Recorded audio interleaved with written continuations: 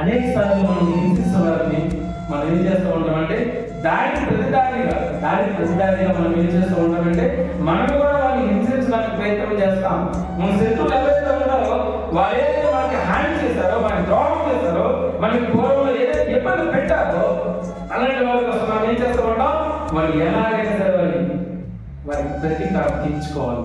వాడు నాకు అన్యాయం చేశాడు, వాడు నాకు హేళన చేశాడు, నాకు హింసించాడు, నన్ను దూషించాడని చెప్పేసి మనం ఏం చేస్తూ ఉంటాము, మనం శత్రువులు ఎదురుదాడి చేస్తూ ఉంటాం.